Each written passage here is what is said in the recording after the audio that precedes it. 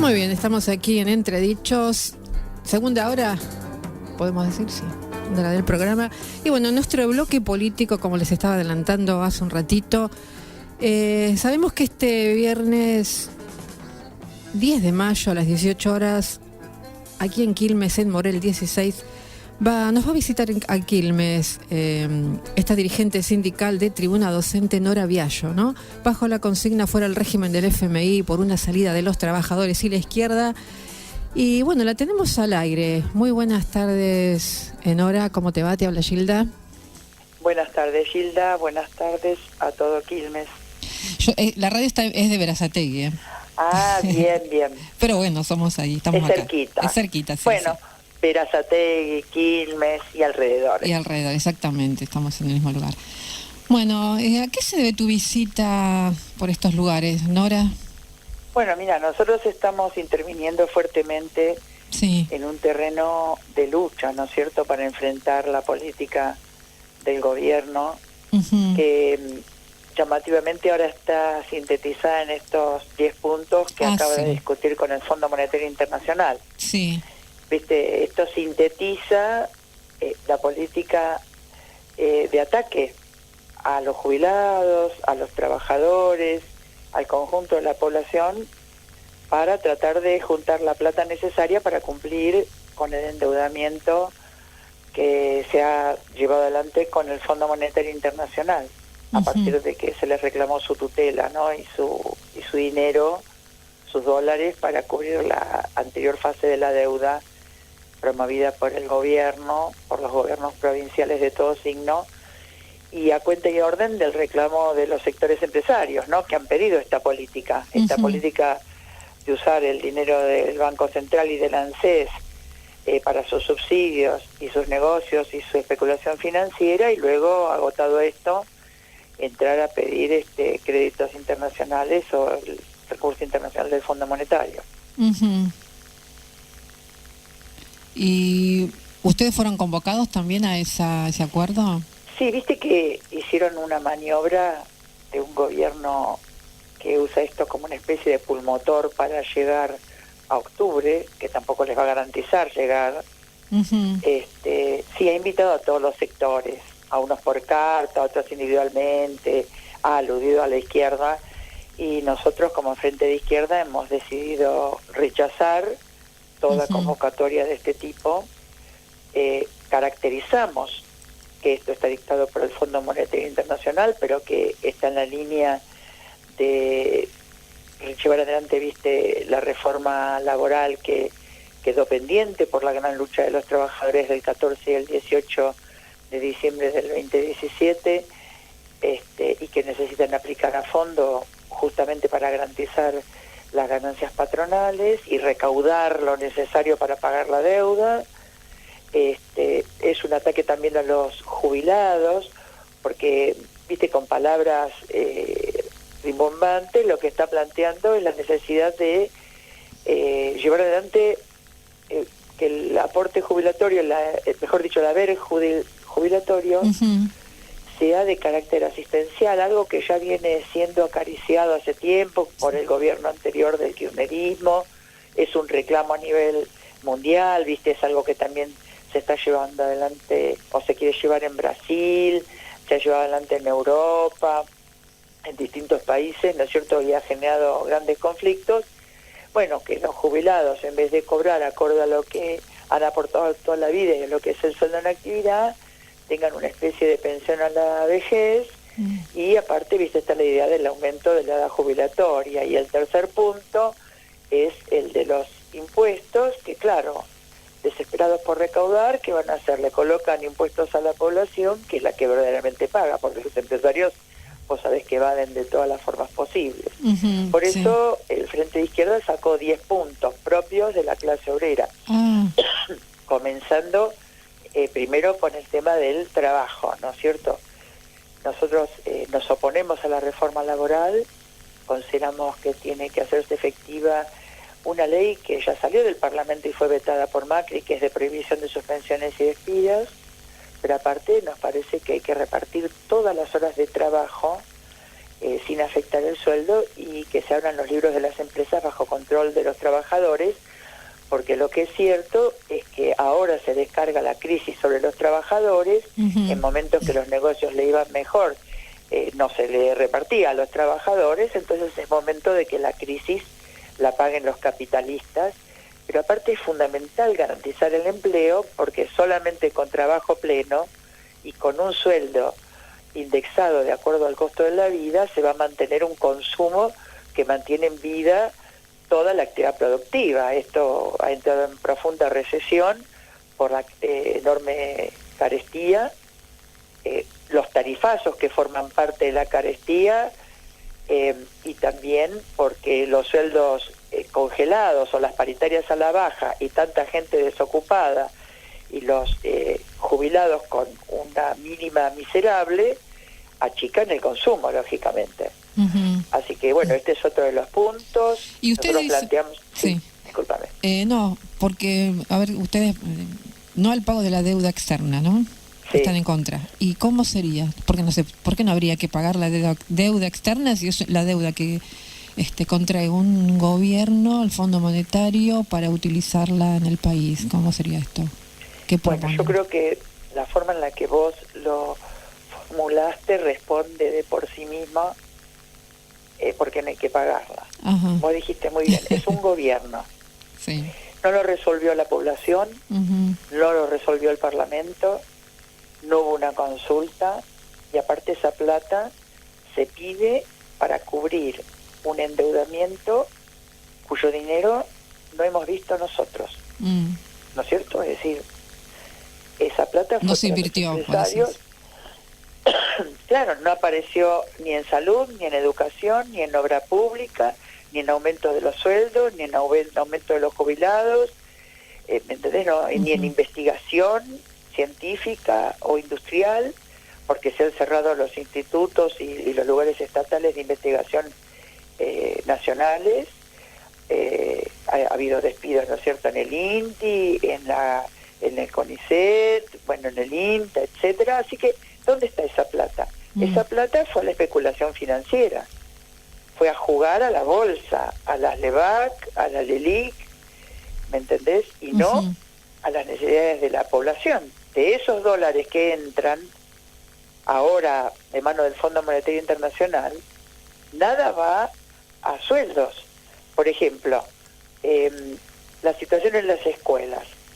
Ante la muerte de Sandra y Rubén, ¿cuál fue la resolución del gobierno de Vidal a nombre de Macri?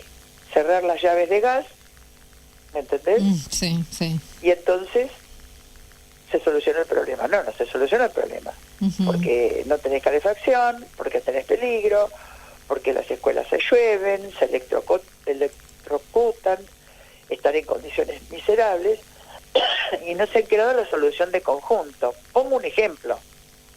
Después tenés la situación de los hospitales, sucesivamente vaciados, con despidos, con cierre de servicios de oncología, servicios de pediatría, en todos los hospitales, incluso en la zona sur, el Gandolfo, etcétera, ¿no es cierto?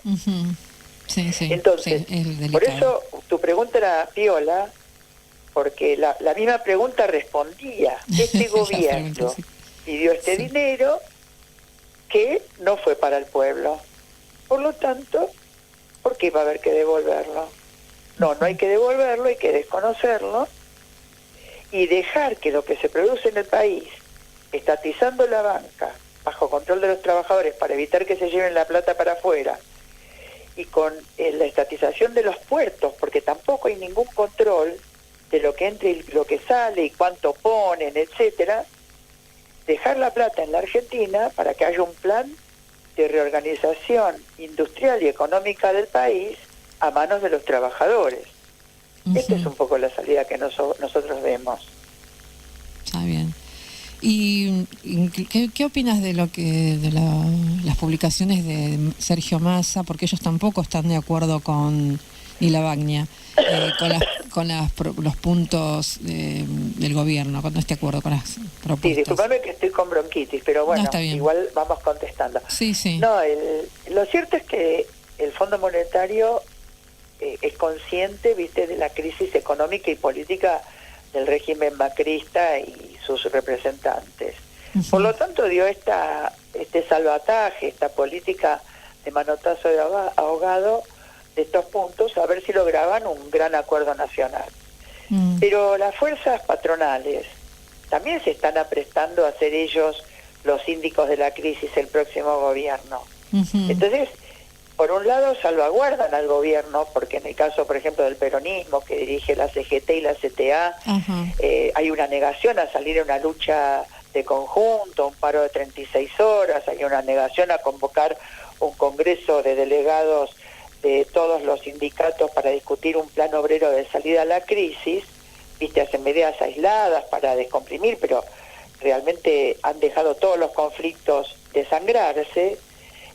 O sea, permiten con esto que sobreviva el gobierno, ni que hablar de lo que fue el acuerdo de Baradel y el Frente de Unidad Docente con Vidal, un acuerdo donde hoy se acaba de cobrar, ¿no es cierto? Entonces, ¿qué es lo que se cobró? Se cobró el 14, y pico % con respecto a diciembre del año pasado, que en realidad es el mismo sueldo que estamos cobrando desde septiembre del año pasado. O sea que después de 6 meses, con la terrible carestía que ha habido en todo este periodo, el ajuste salarial es del 14 y pico. O sea, no nos devolvieron lo que nos debían del año pasado, no nos pagaron el aumento retroactivo enero, se paga desde marzo, y con eso se logra una depreciación del sueldo, porque la realidad, por ejemplo, que un maestro, no solo el que recién se inicia, sino el que tiene antigüedad, está absolutamente por debajo de la canasta de pobreza. Entonces te decía que por un lado vos tenés las fuerzas opositoras que dirigiendo la CGT o teniendo diputados le votan todas las leyes al macrismo, y por otro lado, como no comen vidrio, no se ponen a discutir una política de acuerdo con el gobierno de salvataje hasta octubre, porque se verían ellos como contaminados con la propia crisis del gobierno, porque ninguna de esas medidas va a producir ningún tipo de estabilidad, porque son todas medidas de ataque contra los trabajadores y el conjunto de la población. Por lo tanto, imagínate que eso va a generar una mayor crisis. Por eso decimos nosotros que este proceso electoral es muy interesante, porque nosotros armamos nuestras candidaturas, ¿no es cierto?, del Caño presidente, Romina del Pla, vicepresidente, que es compañera del Partido Obrero, dirigente del SUTEBA combativo de La Matanza y actualmente diputada, va Néstor Pitrola en la provincia, yo misma también voy como candidata en la provincia para el Congreso Nacional, pero estas elecciones están completamente recorridas por la necesidad de salir ahora a la lucha, no esperar a octubre, no esperar a las PASO, y por eso reclamamos las 36 horas de paro y el Congreso Obrero para salir a la cancha. ¿Y vos crees que que la gente los ve como una salida? ¿Cuál es el panorama que ustedes...? Mira, acá es toda una discusión para ganar a los trabajadores, porque la verdad que durante el año vos tuviste una situación de muchas luchas en las fábricas, en lugares como el INTI, ¿no es cierto?, Interpac, que es fábricas, las aceiteras, IAM, bueno, luchas en un montón de fábricas contra los despidos o contra el cierre, conflictos que han sido derrotados porque la burocracia de los sindicatos se ha dedicado a dejarlos aislados. O sea, por un lado una voluntad enorme de lucha de los trabajadores, también expresada en los paros generales, ¿no? Ahora los otros días, el 30, salieron al paro muchos más sectores que los convocantes. Eso tenés por un lado.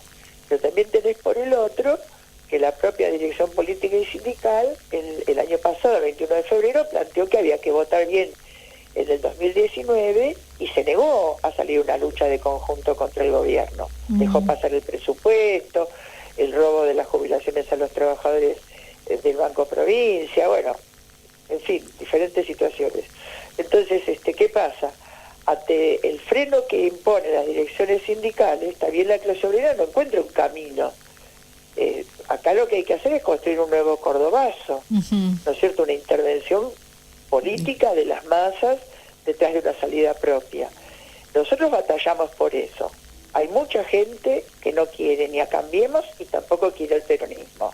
Ese es el terreno en el cual nos movemos nosotros, con las convocatorias del plenario sindical combativo, y es en el terreno que nosotros vamos organizando para derrotar y acabar con el régimen de Macri, el Fondo Monetario Internacional y los gobernadores, e imponer una asamblea constituyente que tome el poder y pase a discutir cómo se organiza el país. Esa es la propuesta de los 10 puntos, ¿no es cierto?, del Frente de Izquierda, desde el punto de vista obrero. Y sobre eso estamos batallando, organizando, y por eso también damos charlas, hacemos recorridas, nos ponemos en contacto con los trabajadores, vamos a las puertas de las fábricas y vamos organizando congresos obreros combativos, incluso ante el hecho de que la propia burocracia no lo va haciendo. Muy bien.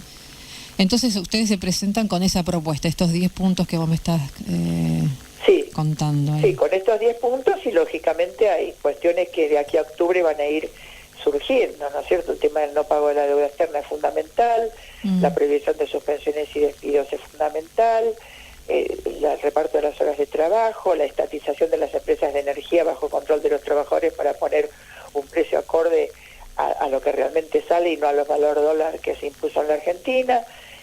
Estas son medidas fundamentales. Y también terminar con el proceso represivo que está organizando el gobierno, porque ante su impotencia de imponer el ajuste en toda su dimensión, apela a la represión contra los trabajadores. Ayer acaba de salir la noticia de la absolución de los petroleros de Las Heras.